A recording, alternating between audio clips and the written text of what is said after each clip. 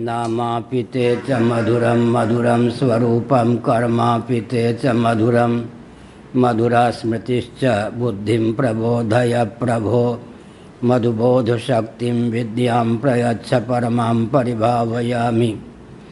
कोमलं कूजयन् वेणुं श्यामलोऽयं कुमारकः वेदवेद्यं परं ब्रह्म भासतां हृदये मम। कूजन्तं राम रामेति मधुरं मधुराक्षरम् आरुह्य कविताशाखां वन्दे वाल्मीकिकोकिलं निगमकल्पतरोर्गलितं फलं शुकमुखादमृतद्रवसंयुतं पिबत भागवतं रसमालयं मुहुरहो रसिका भुवि भावुकाः तृणादपि सुनीचेन तरोरपि सहिष्णुना अमानिना मानदेन कीर्तनीय सदा हरिः। नारायणाखिल गुरो भगवन् नमस्ते शिवाय नमः शिवलिंगाय नमः तन्मे मनः शिव संकल्पमस्तु सर्वे भवन्तु सुखिनः। श्री राम जय जय राम।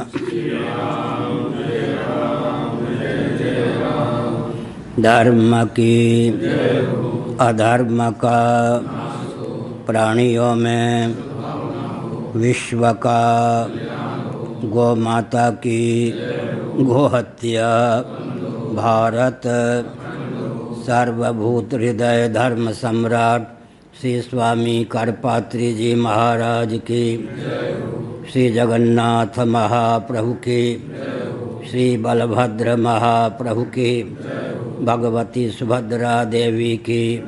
हर हर महादेव। गोविंद जय जय गोपाल जय जय गोविंद जय जय गोपाल जय जय राधा रमण हरि गोविंद जय जय राधा रमण हरि गोविंद जय जय श्री कृष्ण गोविंद हरे मुरारे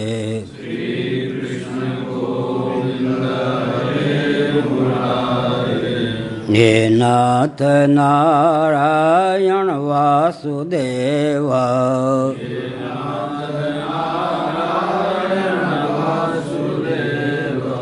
गोविंद जय जय गोपाल जय जय गोविंद जय जय गोपाल जय जय राधा रमण हरि गोविंद जय जय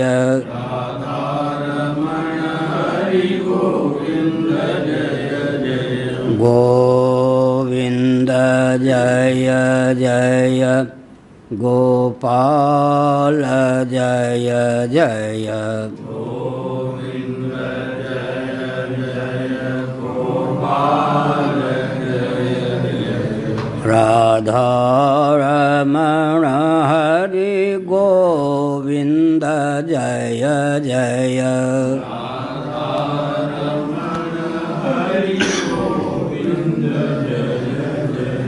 गोविंद जय जय गोपाल जय जय गोविंद जय जय गोपाल जय जय राधा रमण हरि गोविंद जय जय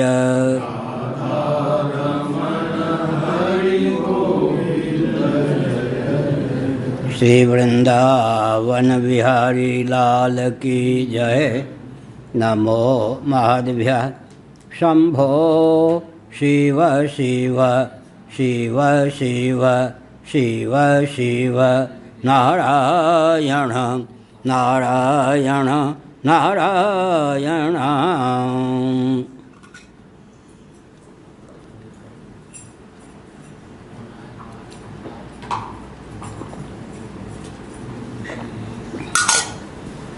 श्रीमद्भागवत सप्तम स्कंध अध्याय 6 श्लोक 6 से।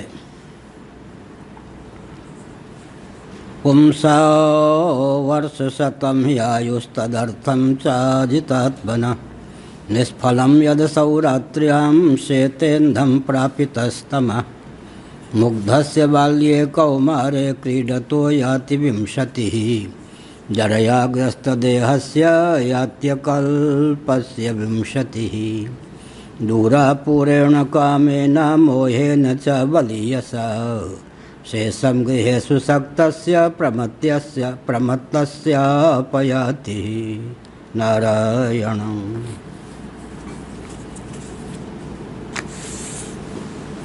देखत बालक बहुकालीना, यह उपदेश भक्त प्रवर प्रहलाद ने अपने सहपाठियों को दिया। प्रहलाद और उनके सहपाठियों की आयु 5-6 वर्षों की ही सिद्ध होती है लेकिन इन श्लोकों के माध्यम से दर्शन के उच्च सिद्धांत का और व्यवहार का, भक्ति विरक्ति भगवत प्रबोध का जिस स्तर से निरूपण प्राप्त है, उसे सुनकर समझकर कोई यह नहीं कह सकता कि एक बाल गोपाल का यह वक्तव्य है।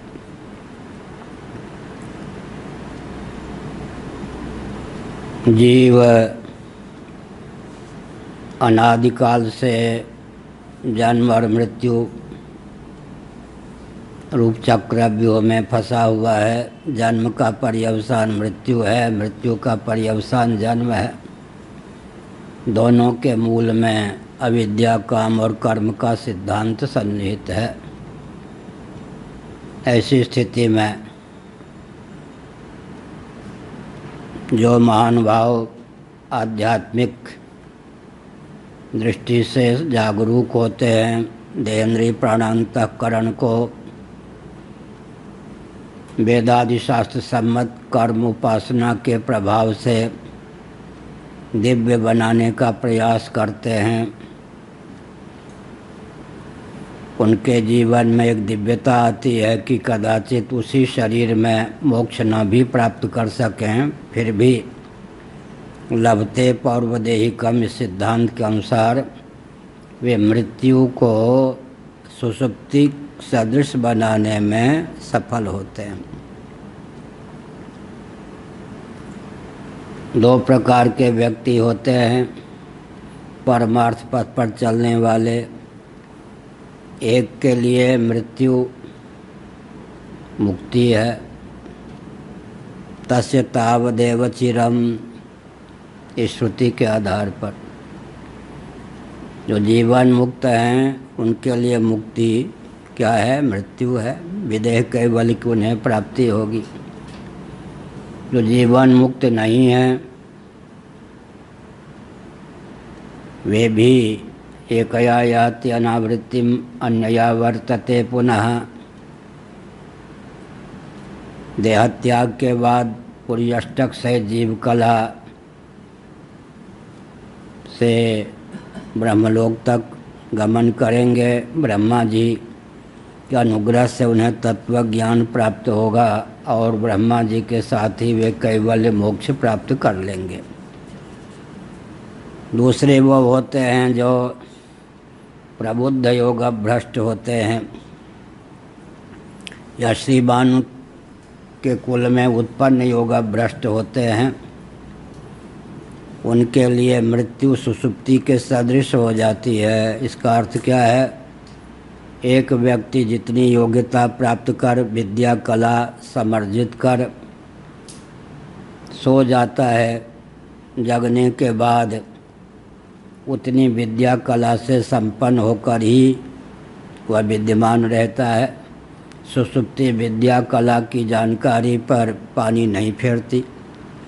ठीक इसी प्रकार जितनी साधना की पूंजी इकट्ठी की, परमार्थ पथ पर जितने दूर तक चले, देहत्याग के बाद वह योग निष्ठा उन्हें बुद्धि वैभव के रूप में प्राप्त हो जाती है। लभते पौर्वदैहिकम, लभते पौर्वदैहिकम।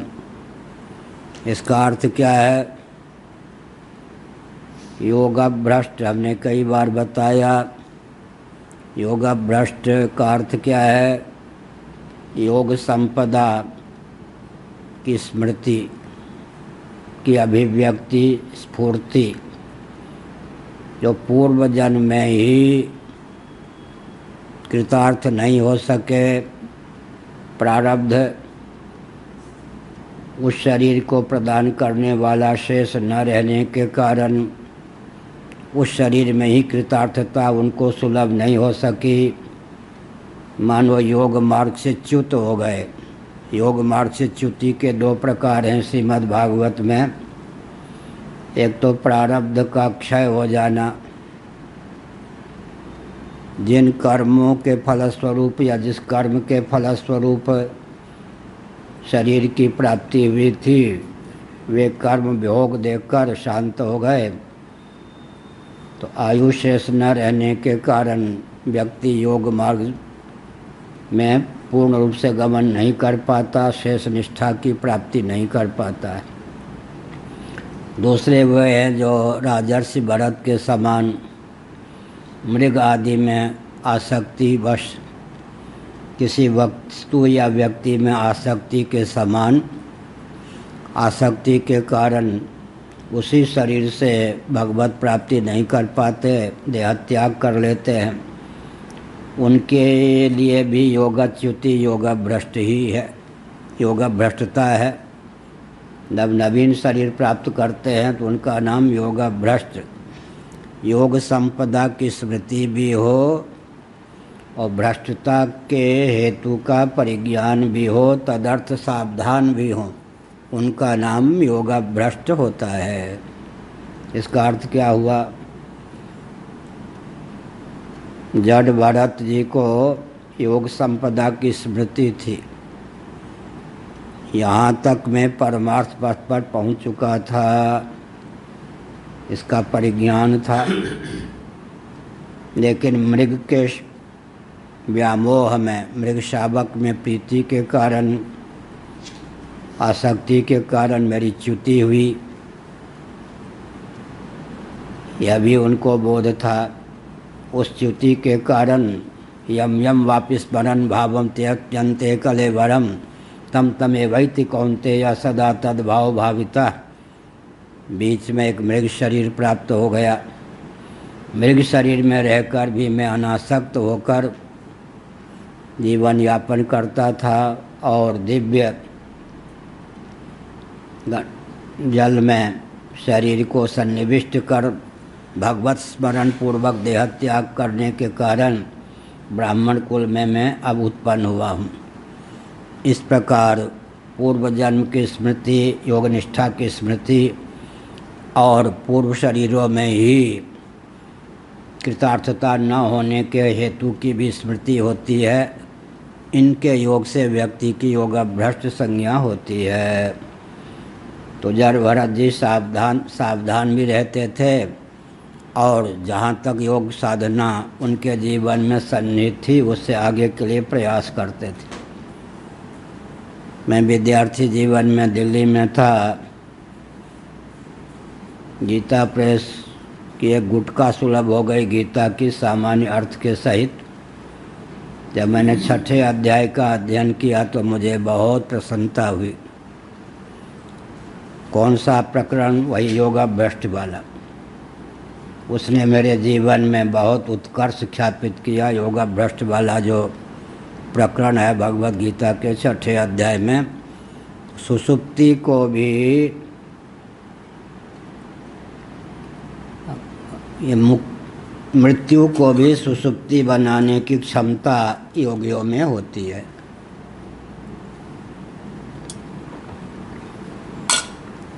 एक विचित्र बात है, ज्ञान विज्ञान की कितनी भी पूंजी हो, मृत्यु देवी उस पर पानी फेर देती है।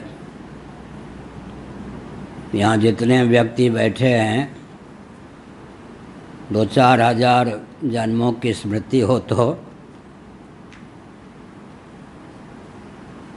वे मान सकते हैं कभी वो देवराज इंद्र भी रहे। कभी मृग भी रहे, कभी दैत्य भी रहे, कभी राक्षस भी रहे, कभी निशाचर भी रहे, कभी पशु पक्षी भी रहे, कभी उद्भिज्ज प्राणी स्थावर प्राणी भी रहे, कभी सर्प इत्यादि रहे। अर्थात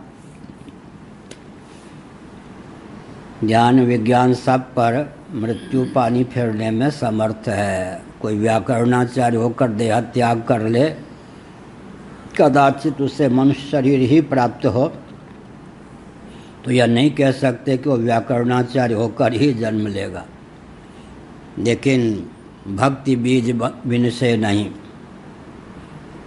परमार्थ पथ पर जितनी दूरी तक चल चुका व्यक्ति, उसकी स्मृति और निष्ठा के सहित ही उसका जन्म होता है। लभते पौर्वदेहिकम, किसी को माँ के गर्भ में ही, जैसे वामदेव जी को कृतार्थता सुलभ हो गई, किसी को माँ के शरीर के बाहर आकर उस निष्ठा की स्मृति हो जाती है, और उस निष्ठा की स्मृति के कारण क्या होता है, शेष मार्ग को तय करने का वह निश्चय लेता है, चल पड़ता है।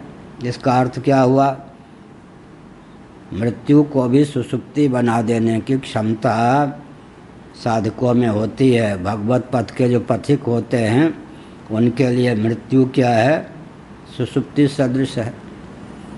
और जो चारवाक सिद्धांत के अनुयायी होते हैं, चेतना विशिष्ट शरीर को ही आत्मा मानने वाले होते हैं, देहात्मवादी होते हैं, शास्त्र सम्मत ज्ञान विज्ञान जिनके जीवन में प्रतिष्ठित नहीं होता, शास्त्र सम्मत ज्ञान और कर्म से जो सुदूर रहते हैं, वे क्या होते हैं, देह के नाश से जीवात्मा का नाश मानते हैं। देह का अर्थ चेतना, चेतना के विलोप से जीवात्मा का नाश मानते हैं। उनके लिए भी मृत्यु क्या है मुक्ति है। प्रथम बार ही वे जन्म मानते हैं और अंतिम क्या, एक बार ही मृत्यु मानते हैं। चेतना का नाश ही जीवात्मा का नाश मानते हैं। उनके यहाँ बस तभी तक योजना है सारी, जब तक अंतिम सांस न प्राप्त हो जाए। इसका मतलब चारवाकों के जीवन में बहुत ऊंची सिद्धि प्राप्त होती है। अज्ञता भी सिद्धि में हेतु है। कुछ विचित्र बात लगती होगी श्रोताओं को, क्योंकि जो चारवाक सिद्धांत का अनुयायी होगा, देहात्मवादी होगा, चेतना विशिष्ट शरीर को ही आत्मा समझने वाला होगा, वो तो उत्क्रमण पुनर्भव पुनर्जन्म में स्थान्वित नहीं होगा। चेतना के नाश से ही अपना नाश मानने वाला होगा। तो देह त्याग के बाद मुझे स्वर्ग मिलेगा या नरक मिलेगा या वैकुंठ मिलेगा, इसको लेकर कोई उसके हृदय में संकल्प ही नहीं होगा। उसके तो जीवन में संकल्प की विकल्प की अवधि अंतिम सांस तक ही होगी ना। जितनी योजना बनाएगा उस योजना की गति कहाँ तक होगी, अंतिम सांस तक सुखमय जीवन की भावना ही उसके जीवन में होगी। देह त्याग के बाद क्या होगा, इस पर तो मनोराज्य ही नहीं हो सकता है। अगर होता है तो उसे फिर कालांतर में देहात्मवाद का परित्याग करना ही पड़ेगा इसका अर्थ क्या हुआ, मनोराज्य पर तमोगुण की प्रगल्भता के कारण भी विजय प्राप्त होती है। ज्ञान में अपकर्षता भी बहुत सी सिद्धियों में हेतु है।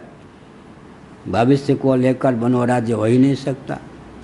भविष्य को लेकर माने देह पात चेतना विलोप के बाद क्या होगा, वो तो आत्मा का अस्तित्व ही नहीं मानता है। अंतिम सांस के पश्चात उसका मनोराज्य भी, उसकी सारी योजना भी बस अंतिम सांस तक के लिए ही प्राप्त होती है। अब कहीं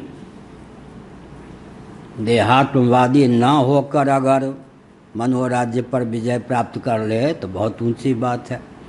बहुत सी सिद्धि जो है तमोगुण की प्रगल्भता के कारण भी हो जाती है। इसीलिए श्रीमद् भागवत आदि में लिखा है, चिंता से दो ही मुक्त हैं, बाकी तो 99 के चक्कर में पड़े रहते हैं। या तो गुणों से अतिक्रांत हैं या फिर विमुग्ध बालक है। कोई विमुग्ध बालक है, स्वस्थ है, दूध पी के मस्त मौला है, उसके हृदय में भविष्य को लेकर मन और राज्य की बात ही नहीं हो सकती है। इसका अर्थ क्या है? विमुग्ध है, जड़ता के कारण उसके जीवन में निश्चिंतता है, भविष्य को लेकर कोई संकल्प विकल्प नहीं है। जब स्वामी जी विपिन चंद्रानंद सरस्वती महाभाग कहते थे कि उनके छोटे भाई आयु में 10 साल थे कम, तो वो उंगली में चोट लग गई, रोने लगा बच्चा, रोता ही है, दवा उवा की गई, दर्द दूर हो जाने पर यूँ लोगों को चिढ़ाने लगा, यूँ करने लगा। तो जब स्वामी ने संस्मरण बताया, दर्द हुआ, रोने लग गया, दर्द दूर हो गया, फिर वो सेप्टिक ना हो जाए ये सब मनोराज उसको थोड़े हुआ। आगे क्या होगा, उंगली हिलाने से क्या होगा ना, भविष्य को लेकर कुछ नहीं। इसीलिए जो विमुग्ध होता है, जड़ होता है, वो मस्त मौला, भविष्य को लेकर कोई अभियान नहीं, योजना नहीं। या जो पारंगत होते हैं, गुणों से अतिक्रांत होते हैं, कृतार्थ होते हैं, बाकी जो बीच वाले होते हैं उनको लोक को लेकर चिंता, परलोक को लेकर चिंता और कई प्रकार की चिंता उनके जीवन में होती है। तो यहाँ निष्कर्ष ये निकला कि मानव जीवन भी अधिक से अधिक सामान्य रीति से शतायु व्यक्ति को माना गया। शतम जीवेम शरदः, ये 100 वर्ष की पहुँच ब्रह्मलोक तक भी है। ब्रह्मा जी की आयु और ब्रह्मलोक की आयु भी ब्रह्मलोक की गणना के अनुसार 100 वर्ष ही सिद्ध है, और मर्त्यलोक की आयु 100 वर्ष की नहीं है हम लोगों की दृष्टि से, लेकिन अधिक से अधिक आयु 100 वर्ष मनुष्य की, शतायु। अब कोई 108 वर्ष की भी कोई महिला है जीवित अभी, सचमुच में कोई बनावटी आयु ना हो तो वो 108, 110, 115 भी जाता है, लेकिन सामान्य रूप से 100 वर्ष की आयु मानी गई है। श्वास प्रश्वास की निश्चित अवधि का नाम ही आयु है। तो भोग के द्वारा श्वास प्रश्वास में क्षीणता की प्राप्ति होती है, योग के द्वारा जो है स्थिरता की प्राप्ति होती है। अब कोई व्यक्ति समाधिस्थ हो जाए, निर्विकल्प समाधि सचमुच में लग जाए, तो जितने वर्षों तक निर्विकल्प समाधि होगी, निर्विकल्प समाधि के पूर्व जितनी आयु थी उतनी आयु ही बनी रहेगी, क्योंकि प्राणस्पंदन का निरोध हो जाता है। प्राणों के साथ तादात्म्यपन्न हो जाए प्रज्ञा शक्ति, तो उसी का नाम सुषुप्ति है। शंकर भाष्य ब्रह्मसूत्र। और प्रज्ञा के साथ तादात्म्यपन्न हो जाए प्राण, तो उसी का नाम समाधि है। बस अंतर इतना ही है।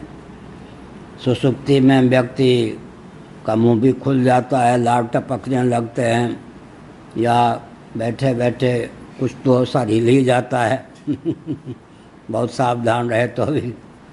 लेकिन समाधि में एक तिल भर भी शरीर आगे पीछे नहीं होता, जड़वत शरीर की स्थिति होती है। अंतर क्या है? प्रज्ञा शक्ति के साथ तादात्म्यपन्न हो जाए प्राण शक्ति, तो समाधि है।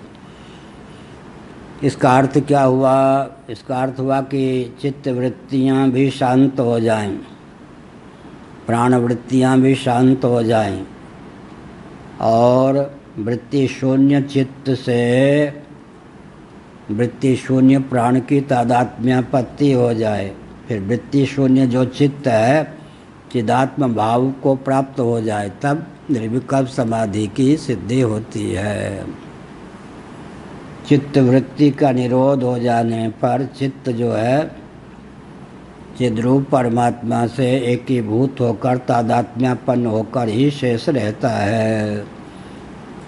भगवत पाद शंकराचार्य महाभाग का वचन है चित्तम चिदिति जानीयात् तकार रहितम यदा तकारो विषयाध्यासः जपा रागो यथा मणौ।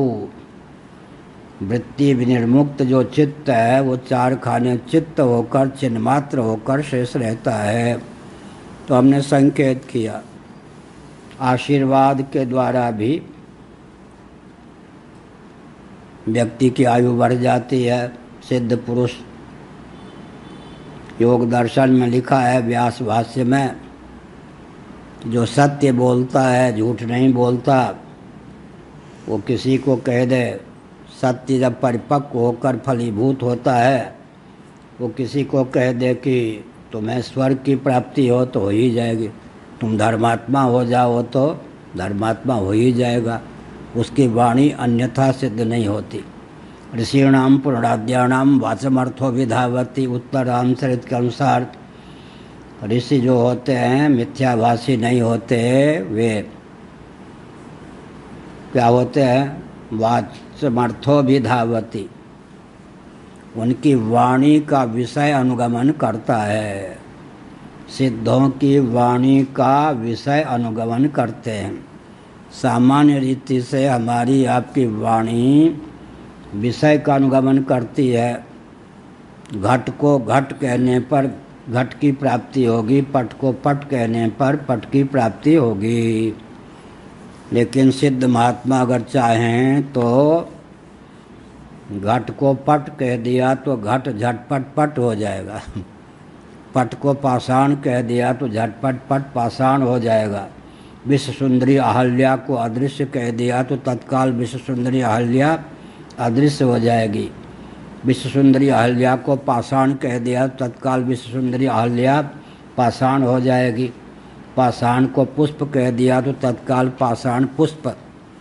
इसका अर्थ क्या है, ऋषीणाम पुराणाद्यानाम वाचमर्थो विधावती, ऋषियों की वाणी का विषय अनुगमन करते हैं। इसीलिए हम लोग भी राष्ट्र की बहुत सेवा कर सकते हैं। कैसे कर सकते हैं,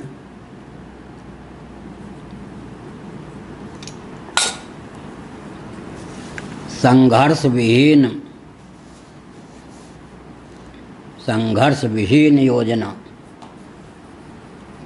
हम तो इससे बहुत काम लेते हैं बचपन से। स्वामी जी को भी स्मरण होगा, जितेंद्र जी को भी इसका ज्ञान है। इसका अर्थ क्या है, भाव राज्य में उत्तम संकल्प के द्वारा क्या करते हैं, तदनुकूल वातावरण बना लेते हैं। उन परमाणुओं से सामान्य रूप से संघर्ष होता है, व्यक्ति विशेष से संघर्ष नहीं होता। बहुत सुगम है राष्ट्र में परिवर्तन लाना, हमारे लिए बहुत सुगम है। और कोई हम अपनी रिद्धि सिद्धि नहीं, ये तो सिद्धांत है। अहिंसा का जो कोई पालन करेगा तो अहिंसा के प्रतिष्ठा से जो फल की प्राप्ति है योग दर्शन में उसे मिलेगी, उसमें हम तुम की बात नहीं है। जैसे हम बताते हैं कि वृंदावन आए, उससे पहले 14 घंटे तक हम निर्गुण का चिंतन कर लेते थे सुगमता पूर्वक, कोई व्यवधान नहीं। वृंदावन में एक 14 मिनट नहीं 14 सेकंड भी नहीं कर सके। वहाँ के परमाणु उड़ियाबाजी महाराज के यहाँ था, निर्गुण के चिंतन को फटकने ना दे। तो हमने समझ लिया कि वर्षों से यहाँ किसी ने निर्गुण का चिंतन नहीं किया है। भंडारा भोग तू मैं, बस यही तो वातावरण बता देता है। परमाणुओं से संघर्ष हुआ, व्यक्ति से नहीं। हम हठपूर्वक करते रहे, फिर क्या हुआ, धीरे धीरे निर्गुण के परमाणु बनने लगे। और जब कभी किसी सिद्ध महापुरुष ने वहाँ निर्गुण का चिंतन किया होगा, उसके परमाणु ऊपर आने लगे, वो पोद्बलक हो गया हमारा चिंतन। 6 महीने संघर्ष में लगे, बाहर किसी से व्यक्ति से नहीं। उसके बाद वृंदावन में भी अगर हम चाहते 24 घंटे में नींद को छोड़ दें तो 16 घंटे 18 घंटे निर्गुण का चिंतन करें, कोई व्यवधान नहीं। अब शंकराचार्य के पद के पहले 7 दिन यहाँ आए, ये जो बाग है, न यहाँ वृक्ष आदि थे न बंदर गोखरू के कांटे होते थे, छोटे छोटे पौधे, सब वृक्ष बाध के हैं सब। यहाँ घूमता था नंगे पाँव। क्या होता था, यहाँ न सगुण का चिंतन चले न निर्गुण का। हमने मठ की कमजोरी समझ ली कि यहाँ किसी ने सगुण का चिंतन नहीं किया न निर्गुण का। पूर्वाचार्यों ने किया होगा, लेकिन वो सब परमाणु दबे हुए थे। उस समय जो भगवत पाद शंकराचार्य महाभाग यहाँ विराजमान थे, वो तो चौमासे में भी यहाँ नहीं रहते थे। 1-2 दिन रहे फिर बाहर चले जाते थे। किसी ने यहाँ सगुण निर्गुण का वर्षों से चिंतन ही नहीं किया। यहाँ के परमाणु अत्यंत विकृत थे। बहुत संघर्ष हुआ तो 6 महीने यहाँ भी लगे। अब हम चाहे 24 घंटे में, हमको मान लो कल्पना करो कि 24 घंटे चिंतन करें, तो यहाँ के परमाणु इतने बलिष्ठ हो गए हैं कि वो चिंतन के पोषक हो गए, उपोद्बलक हो गए। इसी प्रकार राष्ट्र के लिए क्या, बाहर तो संघर्ष नाम मात्र का होता है। इतिहास बनाने के लिए 20% 15% बाहर से हम लोग संघर्ष मोल ले लेते हैं। अगर वो न चाहें तो न भी मोल लें। इतिहास बनाने के लिए क्या करते हैं, 80% तो कार्य परमाणुओं के माध्यम से ही हो जाता है। काकभूषुंडी के यहाँ क्या था, भगवत तत्व का चिंतन था, सगुण निर्गुण का प्रतिपादन था। तो रामचरितमानस में काकभूषुंडी के आश्रम का वर्णन, इतने योजन तक वहाँ माया नहीं व्याप्ति थी। सूर्य भगवान अपने मंडल में स्थित होते हैं और मान लो घूमते भी हैं, तो भी मर्त्यलोक में तो नहीं आते साक्षात, उनकी रश्मियाँ आ जाती हैं। इसी प्रकार से कहीं स्वस्थ चिंतन होता है, उस स्वस्थ चिंतन के परमाणु बन जाते हैं। वो परमाणु जब बलिष्ठ होते हैं तो बहिर्मुख व्यक्तियों को टिकने नहीं देते। परमाणु बन जाने पर भी सैकड़ों व्यक्तियों के जीवन में वो परमाणु तदनुकूल भाव का संचार कर देते हैं। इस प्रकार से बहुत सा काम तो बिना बाह्य संघर्ष के ही बन जाता है। फिर है कि उत्तम संकल्प करके परमाणु बनाने में कौन कौन सहयोगी होते हैं, इतने हैं, गंधर्व ऋषि मुनि ब्रह्मा जी भगवान तक। इसका भाव उत्तम है, सबके हित के लिए चिंतन कर रहा है, उनका अनुग्रह प्राप्त हो जाता है। किसी का हित का चिंतन करे तो देवता कुपित हों, ऋषि मुनि कुपित हों। इसका अर्थ क्या हुआ, इसका अर्थ यह हुआ कि सामान्य रीति से श्वास प्रश्वास की निश्चित अवधि का नाम है आयु। प्रारब्ध के 3 फल का वर्णन है योग दर्शन में। प्रायः भगवान शंकराचार्य महाभाग भी मुख्य रूप से 3 फल का वर्णन करते हैं। 3 मुख्य फल, जाति आयु भोग। जाति माने जन्म, वो तो हो ही गया, मनुष्य बनना था, पशु पक्षी जो भी, स्त्री पुरुष, नाटा लंबा चौड़ा जैसा। आयु माने श्वास प्रश्वास की निश्चित अवधि। भोग माने सुखप्रद दुखप्रद पदार्थ की प्राप्ति, उनके सेवन से भावनानुकूल सुखानुभूति दुखानुभूति, इसी का नाम है भोग। जाति पर तो कोई नियंत्रण नहीं हो, तो जन्म हो ही गया। आयु और भोग पर नियंत्रण हो सकता है साधना के द्वारा। अब प्रहलाद जी का कथन, पुंसो वर्ष शतम आयु तदर्थम चाजितात्मनः निष्फलम यदसौ रात्र्यां शेतेन्धम प्रापितस्तमः। एक तो मनुष्य की आयु 100 वर्षों की, आजकल तो भी नहीं। जिन्होंने अपनी इंद्रियों को वश में नहीं किया, जो जितेंद्रिय हैं, उनका है जीवन का आधा हिस्सा तो यूँ ही बीत जाता है। 50 वर्ष तो यूँ ही चले गए। 25 वर्ष तक तो डिग्री डिप्लोमा पढ़ाई लिखाई आदि में ही चले जाते होंगे। 27 वर्ष 25 वर्ष तो चले ही जाते हैं। 25 वर्ष फिर विवाह होने पर, हाँ, आदित्यनाथ हमारा जो आदित्य है, देखो एक लाला हुआ तो लाला ने उसी को लाला बना दिया। अब आश्रम मठ सब भूल गया। अब जीविका भी ढूंढ रहा होगा आसपास में ही कि लाला का मुख देखते रहूं, बन सके तो घर में ही गांव में ही जीविका मिल जाए, खेती से निर्वाह हो जाए।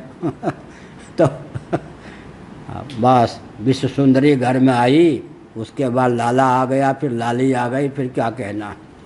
बस 25 वर्ष तो वो लाला लाली और विश्व सुंदरी के चपेट में चला ही जाना है। 25 और 25 50 तो यूँ ही उड़ गए। कौन बोल रहे हैं मालूम है? 5 साल के बाल गोपाल प्रहलाद। हाँ। खिलौने से खेलने के लिए बच्चे बुला रहे थे ना, वो खेले गुल्ली डंडा आदि जो खिलौना हो। बच्चों को बुला के हमारी बात सुनो।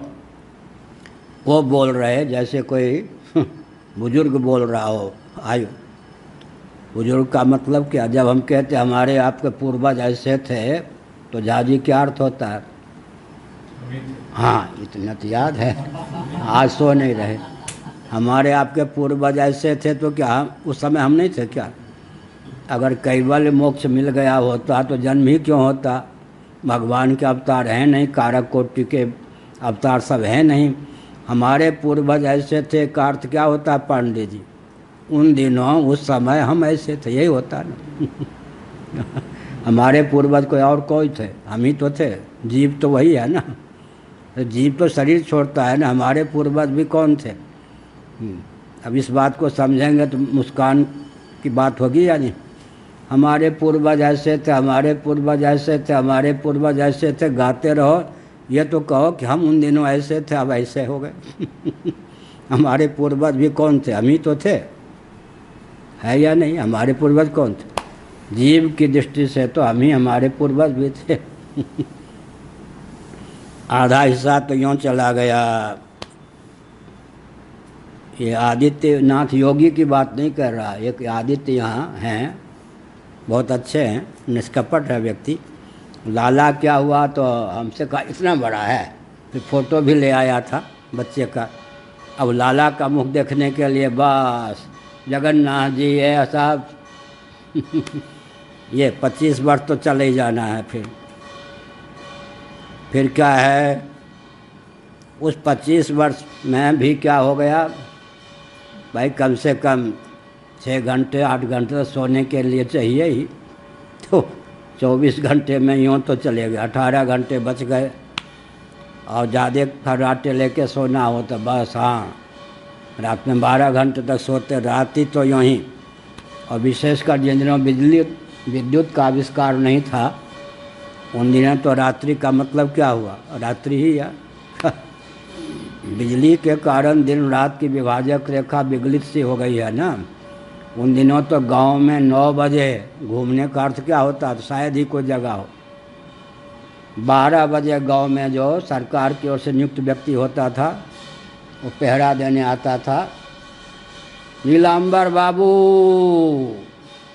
रघुवीर सिंह, वैसा बोलता तो हम तो 12 बजे तक पढ़ते थे। हाँ, अच्छा 12 बजे उस समय मतलब क्या? लोग समय 4 बजे उठ जाते थे और 9 बजे तो पूरे गांव में सन्नाटा। तो विद्युत के आविष्कार ने और प्रचुर प्रयोग ने दिन रात्रि की विभाजक रेखा ही प्रायः विलुप्त कर दी। अब 24 घंटे फैक्ट्री चलना है, 24 घंटे काम होना है, तो दिन रात्रि की विभाजक रेखा विगलित हो जाने से क्या हुआ? काल कुपित हो गया। काल का सदुपयोग नहीं हुआ, काल कुपित हो गया। भागवत महाभारत में लिखा है भगवान ने दिन बनाया काम के लिए, रात्रि बनाया विश्राम के लिए। लेकिन दिन रात्रि की विभाजक रेखा बिजली के कारण विलुप्त हो गई, प्रचुर आविष्कार और प्रयोग के कारण। तो जो कुछ रात्रि में तो निद्रा देवी के वशीभूत हो गए। अब रह गई बाल्यावस्था की बात, तो उसके लिए कहते हैं मुग्धा से बाल्ये कौमारे क्रीडतो याति विंशति ही। खिलौना चाहिए, ये चाहिए, रुंझुन चाहिए, बस हित अहित का कुछ ज्ञान ही नहीं होता। मुग्धावस्था में ही क्या है 5-7 साल तो यूँ ही चले जाते हैं।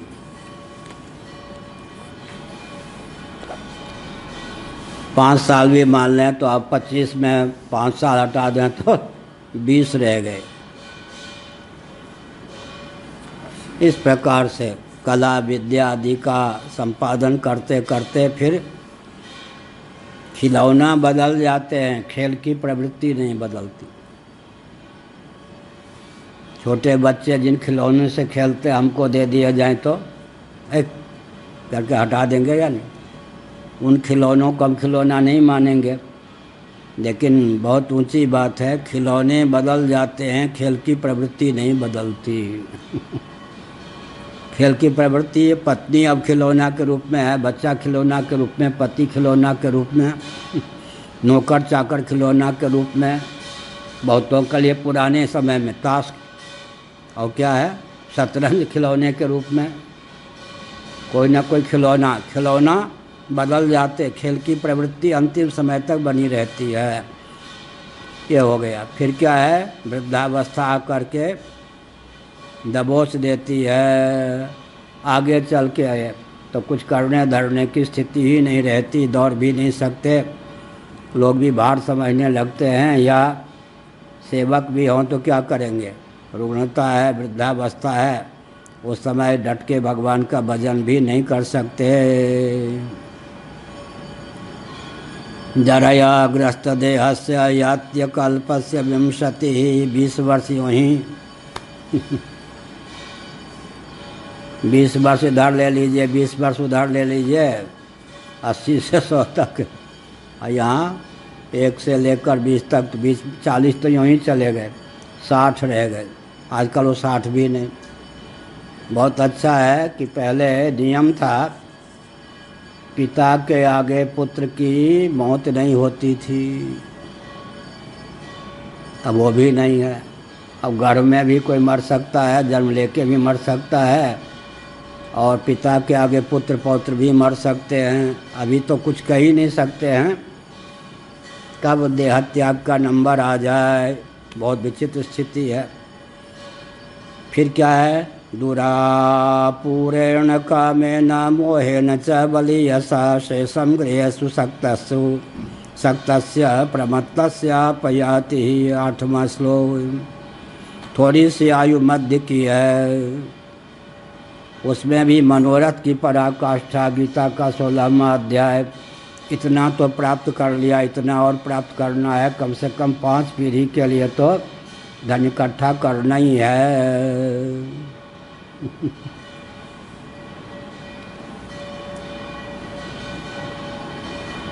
फिर क्या है, दुरापूरेण कामेन मोहेन च बलियसा।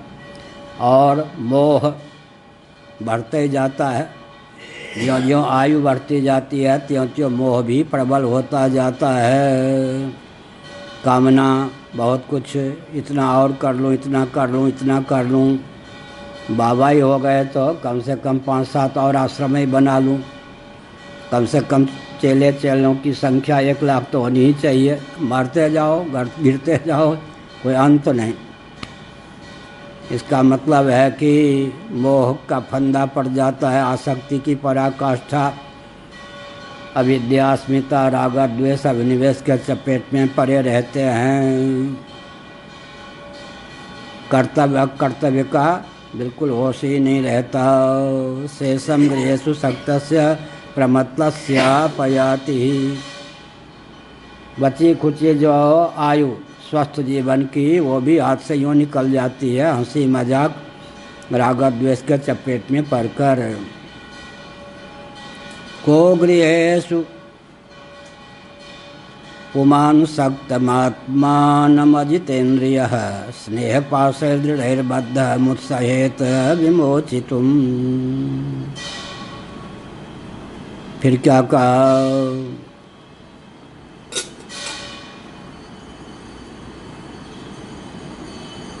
स्नेह पास में जो दृढ़बद्ध है,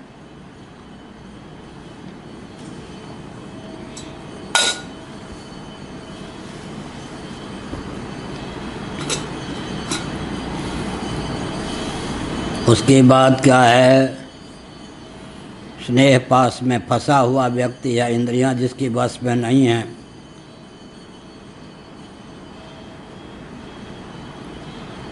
वो तो समर्थ नहीं है कि सबकी ममता ताक बटोरी, मम पद मन ही बांधी बट डोरी। बाबा होने पर अभी बहुत खतरा है। गृहस्थ के जीवन में 10 जगह ममता बिखर जाती है। जननी जनक बंधु सुत दारा तन धन भवन सुहृद परिवारा, ये 10 वस्तुएं ममता विकीर्ण हो जाती है। बाबा होने पर प्रायः अगर सचमुच में बाबा है तो भी खतरा है। क्या खतरा है? शरीर के अतिरिक्त जो 9 हैं तन के अलावा शरीर के अतिरिक्त जो 9 हैं उनकी आसक्ति भी शरीर में आकर सिमट जाती तो बाबा होने, ईमानदार बाबाओं के लिए भी खतरा है। जननी जनक बंधु सुत दारा तन धन भवन सुहृद परिवारा, सबकी ममता ताक बटोरी, मम पद मन ही बांधी बट डोरी। तो गृहस्थों की जो ममता है वो 10 जगह बिखरी रहती है। लेकिन बाबा होने पर ईमानदार है तो विरक्त होने पर भी क्या होता है, 9 जगह की ममता भी शरीर में आके बैठ जाती है। उदाहरण दिया करते थे नैमिष वाले महाराज। गोमती आदि के किनारे हम बहुत रहे हैं, नदियों किनारे। तो जहाँ पर चौड़ाई अधिक होती है वहाँ जल कम होता है। गर्मी के दिनों में किसान आदि इधर से उधर पुल आदि नहीं है तो यूँ करके ऐसे करके इधर से उधर चले जाते। जहाँ चौड़ाई कम होती है पुल वहीं लोग बनाते हैं, रेलवे पुल हो या कुछ, वहाँ गहराई बहुत होती है। तो बाबा हो जाने पर ममता के फैलाव का क्षेत्र तो कम हो गया, लेकिन वो ममता पूरे शरीर में जाकर ही चिपक जाती है, तो और खतरा है। इसलिए बाबा होने पर भी वो ममता का विषय भगवान को न बना ले, अनुसंधान का विषय ततः पदम तत्परिमार्गितव्यम असंग शस्त्रेण दृढ़ेण छित्वा, तब बाबा होने पर भी कल्याण हो सकता है। नहीं तो केवल देहाशक्ति ही और मार डालती है। गृहस्थ के पास 2 रोटी होगी तो देखेगा कि बेटा है, बेटी है, पत्नी है, और अगर इतनी कचौरी आ गई बाबा के पास तो फिर क्या इसका मतलब क्या हुआ? तो बहुत खतरा है। विरक्तों के लिए भी खतरा है, कहीं विरक्ति के नाम पर शेष 9 जगह की ममता शरीर में अनुरक्ति का रूप धारण न कर ले। यह है। एक बाबा थे, कहा करते थे, नाम नहीं लूँगा, महाराज मेरे गुरुजी मुझको साधन बताते हैं। गुरुजी का तो नाम ले ही लेता हूँ, पूज्य अखंडानंद जी महाराज, और कहते हैं कि चित्रकूट में जाकर साधन करो, कथा मत बाँचो। आपको गुप्त बात कहता हूँ, शायद गुरुजी को लगता है कि उनके समान में कथावाचक न बन जाऊँ। तो गुरुजी को चकमा देता हूँ। हमने कहा कैसे देते हो बताओ? आप कहिएगा नहीं उनको। हमने कहा हमारा स्वभाव ही नहीं है। चित्रकूट में जाता हूँ, जंगल में मंदाकिनी के नीचे कोई वृक्ष चुन लिया, उस पर मचान बना लेता हूँ और ढोंग। फिर पटना आदि में आ जाता हूँ, देखिए अमुक कलेक्टर की पत्नी और अमुक कलेक्टर मेरा शिष्य है। गुरुजी सोचते हैं कि अनुष्ठान करता है, मेरा अनुष्ठान ये है। बात क्या है मालूम है? जब बूढ़ा हो जाऊंगा तो कौन चेली मिलेगी? कोई गुरु बनाना चाहेगी? कौन चेला मिलेगा? अरे जब तक हम युवक हैं, सांस है, स्वस्थ हैं, सुंदर हैं, तभी तक चेले चेली की प्राप्ति हो सकती है, धन बटोर सकते हैं।